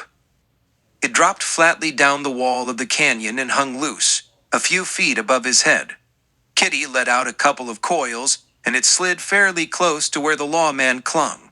It swung freely in the breeze. I can't reach it, Matt shouted, without letting go of the branch. The root loosened a bit more. Dirt fell from the crack in the wall. Told you so, Kitty answered. But if I let go, I'm gonna fall. Then you'd better be fast. Nobody's that fast. Of all the people in the world to come to his rescue, it had to be a scatterbrain airhead female. Wait, I got an idea, Kitty answered. She was pulling the rope back up. I'm going to try something. It better be fast, Star shouted. He felt the root slip some more. Kitty had shook out a loop and twirled it above her head. Bend your knees and kick your feet outward. Maybe I can get a loop around your legs. What good'll that do? He started to protest, but the rope was already snaking toward him. Instinctively, he did as he was told. His knees dug into the rock, and his lower legs came up at right angles to the wall. The loop missed, though. Falling short, it had draped over Matt Starr's head and encircled his neck. What are you trying to do? You're going to hang me. Sorry, Kitty answered. Try to wiggle your head out of the loop and I'll try again. It's too close around my neck. The loop isn't loose enough for me to duck out of it. Here, I'll try to give it some slack. She let out another coil of rope, and the extra length sagged close to his shoulder. He wiggled a bit, trying to squeeze his shoulders and trying to loosen the noose around his neck.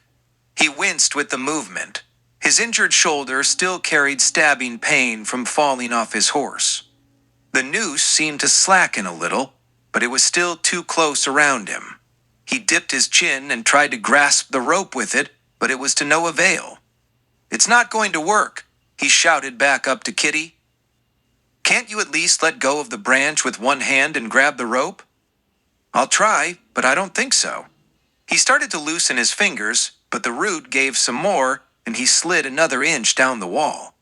The rope tightened about his neck. His fingers retightened on his grip. More sod and dust fell from the crack and flew in his eyes. His first instinct was to reach for his eyes, but he held fast and resisted the impulse. You're hanging me, Star shouted angrily. No, Kitty shouted. I've got an idea. It better be better than your last harebrained idea. The rest of the rope dropped from up above, the remaining coils unspooling as it fell. It spilled over Matt's back, its remaining length draping below him. That's your best idea, Star scoffed. Gazing above him, he saw no further sign of the girl. Where'd she go? He mumbled to himself. Probably just as well. She's no damn good to me anyhow. Kitty reappeared at the top of the rim. She had another coil of rope in her hands. I took the rope from your saddle. I'm going to try again. No, Matt Starr shouted as the root pulled free from the canyon wall. He was already sliding down the rock face as the lariat snaked over his head and body. He had already kicked his lower legs and feet upward as the loop whipped around his ankles and pulled tight. Matt had fallen backward, but as the rope tightened around his boots, he dropped headfirst into open air. Pain racked through his legs, and they felt like they were being pulled from his body as the rope came tight, and he flipped over to hang bottom side up by his feet, swinging back and forth in midair over the remaining drop of the canyon. On the rim above, Kitty had the other end of the rope wrapped around the pommel of her saddle and was backing the black and white horse back from the canyon rim. The bottom side-up lawman was slowly and carefully being pulled up out of harm's way.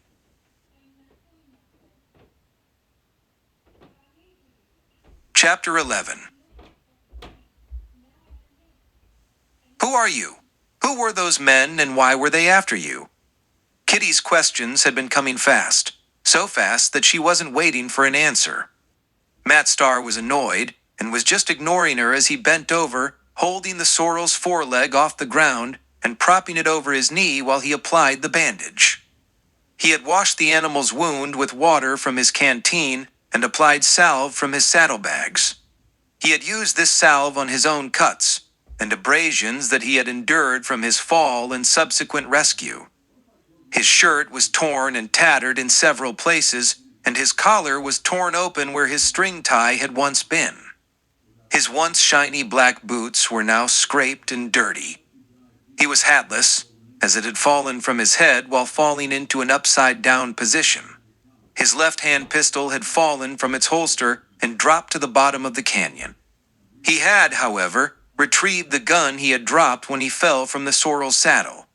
It was still lying in the dirt alongside the trail when Kitty had pulled the young man up and over the rim of the canyon. He had lain in the dirt for several minutes after Kitty pulled him up. He breathed hard and avoided looking at his rescuer. He heard all over from banging against the rock wall on his ascent, and it was all this stupid girl's fault. "Aren't you going to talk to me?" Kitty pleaded, when she finally decided no response was coming forth from the young man. He hadn't even bothered to look up at her as he continued to tend to the sorrel's needs. "After what I just did for you?" Starr had just finished with the bandage. Still staring into the dust around the horse's hoof, he drew a deep sigh. He let the sorrel step down on his own, and he rose slowly. Kitty saw the anger in his eyes as he leveled his gaze at her. "He's taller than I thought," she thought to herself. "What you just did for me," Starr blustered. "You almost hung me, almost killed me. Strung me up by the heels like a fatted turkey and beat my body senseless against a rock wall, dragged me through thorns and bushes." Even angry, his eyes are awfully brown, Kitty thought. Somehow, the young man's rage was not scaring her. "I saved your life, didn't I?" She almost giggled mischievously. "Well, yeah," he admitted, and continued his rant as if it didn't matter, until he caught himself sounding ridiculous. He suddenly stopped in mid-sentence. Kitty was smiling at him. "Of all of the infuriating females," he added with defeat, "you take the prize. But yes, you're right. You did save my life. I suppose I should thank you for that." "Suppose? That doesn't sound very grateful." "I guess it doesn't," Matt said. "Thank you." He smiled sheepishly. "You're welcome. So, I ask you again, who are you?" She saw his reluctance. "You don't have to answer," she said. His hesitation was obvious. Then he said, "Matt. My name is Matt." He refrained from giving his last name. He had ridden into this country, not wearing a badge. Until he got to his final destination and his real purpose there known, he preferred not to be known as a lawman. Giving his last name could give it away if someone had heard of him before. He didn't think he had anything to worry about with this girl, but still, he should keep to caution. "Nice to know you, Matt," Kitty beamed. She had taken notice that he failed to reveal his full name. "My name is Catherine." Maybe she should be cautious too. "Who were those men, and why were they after you?" "I don't know," Matt said. He was pondering the questions himself. "I didn't see them close enough to see who they were, and I have no idea why anyone would be after me." Yes, he did. He had enemies all over the West. Men he had put away in jail, and others who he had pursued. They all had reason to kill him. Probably a couple of Jaspers who thought I had something they could rob. Boy, would they have been mistaken. "Broke? Well, I do have 2 nickels keeping each other company." "Looking for a job? Going to be in this part of the country for a while?" "I may have a job waiting for me in Thimble Creek. If so, I may be sticking around for a while." Thimble Creek? Kitty exclaimed, then caught herself and said more nonchalantly, "Seems like everybody wants to go to Thimble Creek these days." She was thinking of Chris Coulter. "Anything wrong with that?" "No, not really," Kitty said. "But you seem like too nice a fella for Thimble Creek. Lot of bad people there." "You from there?" "Not anymore," she said wistfully. "Oh," Matt said with disappointment. "I was hoping that if you were, you could give me a lift. My horse isn't fit for riding. I'll have to walk and lead him from here on out." "I'm sorry, but I have to be somewhere else." Kitty was genuinely disappointed herself, and Matt could see it in her green eyes. "But I'll tell you what," she said, sounding more upbeat. Matt felt a little excited with the anticipation of what she was about to reveal. "There's a small ranch not too far to the north of here. I could give you a ride that far. Maybe you could make a deal with the owner to lend you a horse while yours heals up at his place for a while." She reached into her jeans pocket and pulled out the wad of bills. She peeled off a few and handed them to him. "If you need to pay him, this should be enough." Matt shook his head and pushed her hand away. No, I couldn't let you do that." "But I want to help," she pleaded. Matt had misrepresented himself as broke. He certainly did have money on him. But this girl interested him. In more ways than one. He wondered how come a young girl like this Catherine. He also had noticed some reluctance on her part to reveal her identity, was riding around alone with this much cash on her. Then, for the first time, since seeing her in Hunter's Corners, he remembered the man that had been riding with her. He wondered about that too. "All right," Matt said with a smile. He reached out and took the money. "Thank you. I'll repay you when I see you again." "Sure," Kitty said. "Next time, I see you." She knew there would be no next time, but Matt Starr was sure there would be. "Well, I'll be," the Cyclone Kid mumbled aloud to himself as he drew his chestnut mare to a halt in the middle of the trail. Jeremy, Rapp, and Chief Henry pulled their mounts to a sliding halt behind him and fanning out to align themselves on each side of Cyclone, forming a line across the trail. "If that don't beat all," Cyclone grumbled to Jeremy as he pulled up alongside on the right. They could all see what had gotten their leader's attention. Farther on down the trail, directly in front of them, they could Kitty and her black and white Pinto approaching. "What the hell is that girl thinking?" he groaned. She was supposed to get rid of that city fella, and now look, she's still got him. Still riding double. "I don't think that's the same guy, Grandpa," Jeremy said. "Doesn't look like a dude to me, and they're leading another horse behind them. Looks like it's turned up lame." Cyclone squinted his eyes, straining and trying to focus in better. Kitty and her charge were closer now, and Cyclone could see now that the man in the saddle behind her was no city man. "I swear," Cy fumed, "that gal draws young fellas like flies on a manure pile. I've said it before and I'll say it again. That gal's gonna take a heap of growing up." He let his shoulders drop and heaved a heavy sigh. "Hello, Grandpa," Kitty shouted as she drew nearer. "It's me, Catherine." "What the hell's the matter with that girl?" Cy grumbled to himself, but Jeremy answered. "I think she's trying to warn us of something, Grandpa. We'd better be careful and go along with her. She probably doesn't want this Jasper to know who she really is, and that sure enough would go double for us. We'd better not use any names in front of him." "You're probably right. Keep your mouth shut, Rapp," Cyclone said, without looking at the big man on his left. "Why? What did I do?" "Nothing. Just keep your trap shut." "Fancy meeting you here, Grandpa," Kitty said as they rode up close. "I was just headed over to your place." He was right, Cyclone thought. She was trying to warn him. His gaze drifted over the stranger who was sitting behind Kitty. His arms were wrapped around her thin waist, and Kitty was snugged back against his chest. Cyclone noted the ripped shirt and dirty clothes. He's too good looking, and Kitty's looks too comfortable with him, Cy thought to himself. But before he could say anything, Kitty took control. "Grandpa, this is Matt. He had an accident a ways back.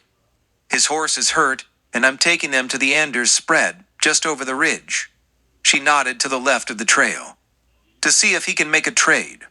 Then to Matt, she said, "Matt, this is my grandpa and his friends. That ought to do for an introduction." Matt smiled. "Howdy. Your granddaughter saved my life back there. I'm mighty grateful." Kitty giggled. "Oh, Matt, I only did what anyone would do for someone in trouble." Cyclone noticed the double holster rig around the young man's middle. He noticed one gun was missing. "Better not be too grateful, you young whelp," Cyclone thought to himself, but didn't say it. "We're close to the Anders spread now," Kitty said. "Why don't you ride along with us? Then we can all ride on to the ranch together." "Ranch?" Matt asked. "I thought you said you weren't from around here." Kitty stammered. She had forgotten. Lying was something she wasn't used to. I said I wasn't from Thimble Creek," she corrected quickly. There was certainly something suspicious about this girl, Matt thought to himself. But he was here for other reasons. He couldn't concern himself with whatever secrets the girl could be hiding. No sense pursuing the matter. "Oh," he said, seemingly satisfied.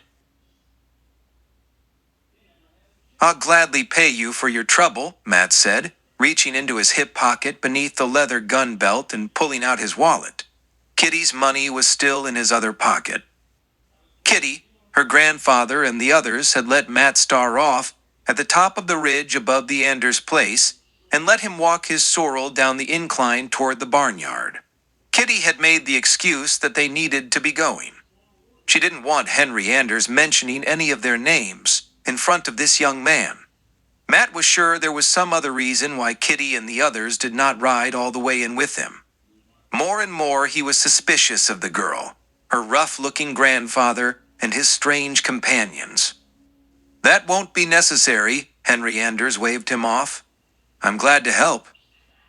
Anders was a small man in his early 40s. His shoulders were narrow, and his thin arms hung loosely at his sides, giving an air of fatigue and defeat about him. His brown hair had faded by the sun, and gray was quickly taking over. They were standing near Anders' small corral. Matt Starr had unsaddled the sorrel and turned him loose inside the enclosure. There were 3 other horses in there. 2 were workhorses, and their age was definitely showing. The other was a scrub mare used for riding. Anders had already brought the other horse out of the corral for saddling. He was a better-looking animal, but not much. "I insist," Matt said. "Looks to me like you could use it."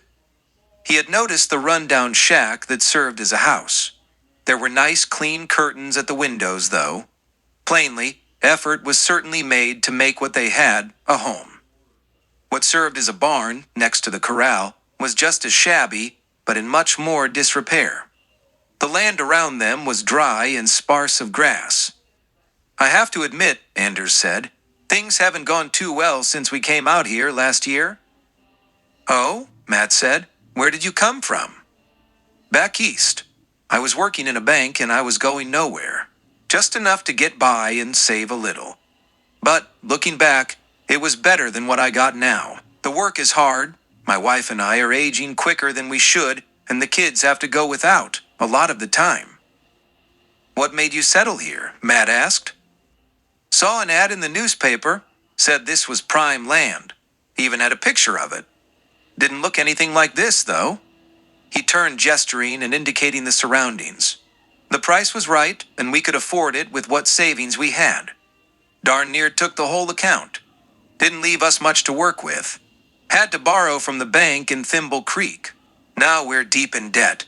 We've got a large mortgage now that we can't pay off, much less do the improvements this place needs."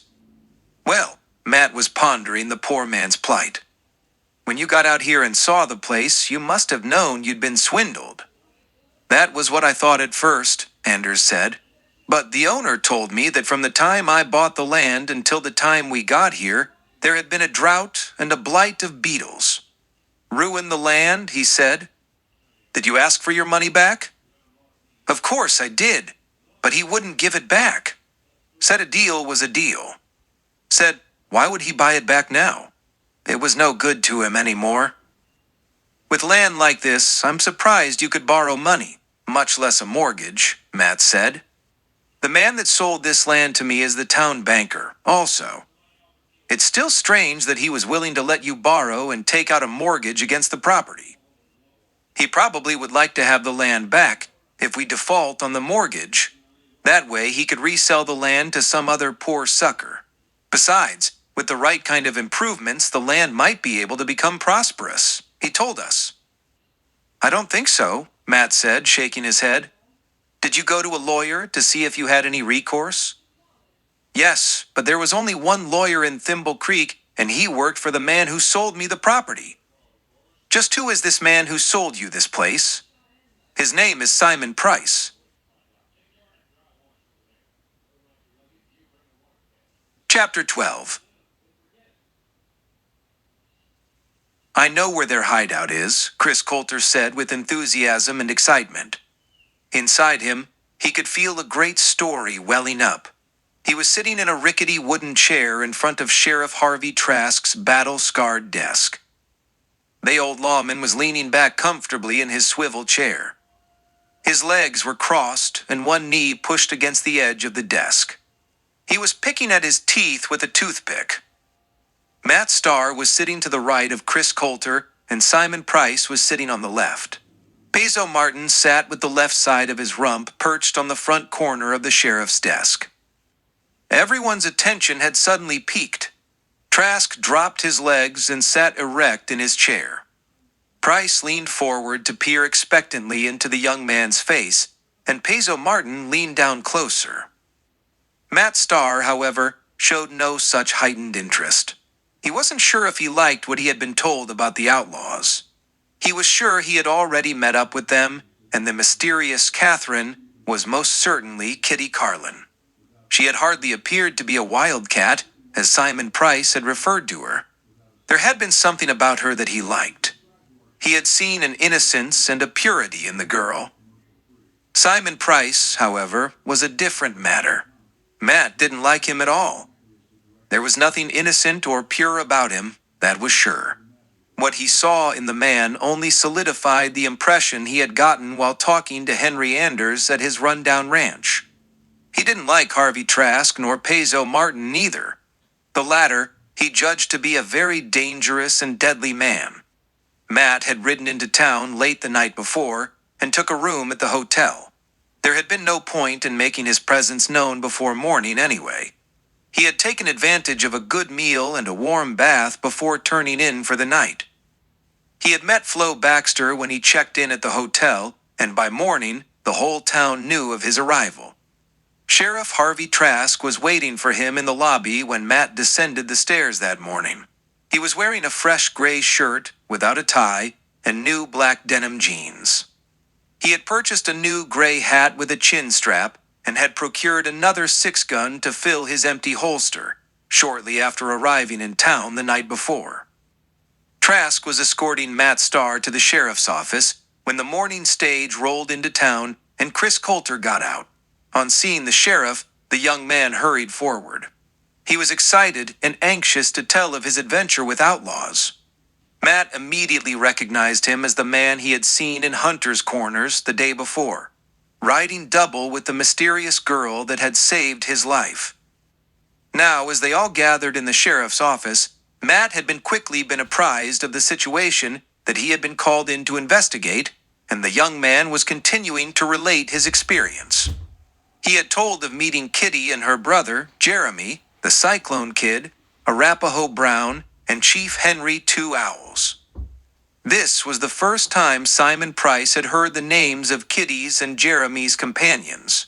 He already knew that the Cyclone Kid was somehow, apparently, Kitty's grandfather. You know where their hideout is? Price's face was a mask of incredulity as he leaned closer to Coulter. A sly smile was beginning to twist his thin lips. Come on, man, tell us, where is it? I can't tell you, Coulter said.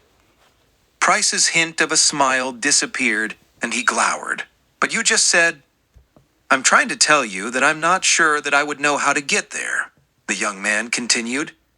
"But it's out near where I met up with your posse. If you could get me there, I could find it again." Price leaned back in his chair, satisfied. He could see Trask and Peso Martin were pleased as well. "Well, this is a fine stroke of luck," Price gushed with a victorious grin, turning to the young marshal. "This should help you immensely. You couldn't ask for a better break." "No," Matt said. "Up until now, I wasn't sure just where to start." Then he added, "If someone could ride along with Coulter and myself to show us where the posse was when it turned back, we can get on the trail right away." "Sheriff Trask and Mr. Martin here," Price nodded toward his segundo, "will ride out with you." "No." As soon as Matt had said it, he realized he had spoken too soon. He started to explain. "I don't think that would be a good idea. You said that this Wildcat Kitty person had threatened to come back and do you harm if you came or sent anyone after her and her gang. We know now that she knows there was, in fact, a posse sent out after them. I think, Mr. Price, it would be wise for the sheriff to stay here where he can protect you." "Hey, you might be right about that." Concern had suddenly spread across his round face. "I wasn't thinking." "Maybe, Mr. Martin. Peso, I believe Mr. Price said that was your first name." Peso nodded. "Could show us the way?" No, Simon blurted, nervousness in his voice. His eyes darted back and forth between Peso and Trask. I think I would be safe enough with Peso nearby to protect me." His gaze fell on the sheriff. "I think it would be all right, Harvey, for you to go with the marshal." Harvey tried not to show his irritation, but his jaw clenched and he glared at Simon. He knew Simon regarded him as nothing but convenience. He knew Trask would be completely worthless in any kind of confrontation. And Harvey himself knew his boss was completely right. He was, after all, a coward. A tired old man without an ounce of pride left. He had sold it all to Price. Simon forced a sneering smile at the old lawman. Matt really didn't want either one of them along with him. If he was going to confront Kitty and the others, he wanted it to be on his terms. There was a lot he needed to learn about this situation, and somehow, he didn't believe things were exactly the way Simon Price and his cohorts were making them out to be. But if he had to be saddled with either Peso or Trask, he guessed he would be better off with Trask than with Peso. Peso was dangerous, and Matt was sure that one day he and Martin might square off against each other. For sure, only one of them could ever walk away from such a confrontation. "Good," Matt said. Then to Trask he said, "If you can be ready in 15 minutes, Sheriff, I'd like to get started as soon as possible." Trask nodded. Oh, how he hated Simon Price. "It'll take me that long to rustle up a horse for Mr. Coulter." He glanced toward the dude. "You can ride, can't you?" "Of course I can ride," Coulter said with a hint of indignation, at the same time thinking about the burro and riding double with Kitty. "Good. Take care of what you need to while I go to the livery. I'll meet you both out front." "Hey!" Bert Riley pulled up short, his body stiffening and his neck arching erect. Lou Fisher drew to a halt beside him. They had just come out of the cafe. "That can't be." "What?" Lou Fisher queried. "Look down the street." Matt Starr was holding the reins of a roan gelding, while a young man in city clothes was trying to climb into his saddle. Starr was reaching out with one hand to help pull the dude up. A third man was already in the saddle. He was old with gray hair and mustache. Sunlight glinted off a sheriff's star. Lou followed Bert's gaze. "Well, I'll be. I thought that Jasper was dead." "Yeah, he should have been. We should have checked to make sure he was dead." "Yeah, shoulda, coulda, woulda," Bert said with irritation. Then, ignoring Lou, he muttered almost to himself, "How many times do I have to kill that Jehu?" "Think he saw us?" Fisher asked. "Nah," Bert grunted. "He would have been on us by now if he had." Matt Starr and his companions had just wheeled their mounts into the street and headed the other way. He's liable to be back before Butch and the boys get here, Fisher said. If he gets on to us, the whole deal's gonna go wrong. Then, I guess he just better not be a-comin' back, Riley mused. Come on, we'd better follow those birds and see to it. But there's 3 of them, Fisher said. And one's the sheriff. Well, that old man didn't look too tough to me, and the other one is just a kid. A dude at that. And it will be just as well for us if we get rid of the sheriff, too. One less lawman to worry about when the boys get here. They hurried down the street to where their horses were tethered to a hitch rail. They climbed into their saddles, turned their horses into the street, and rode out after the other riders.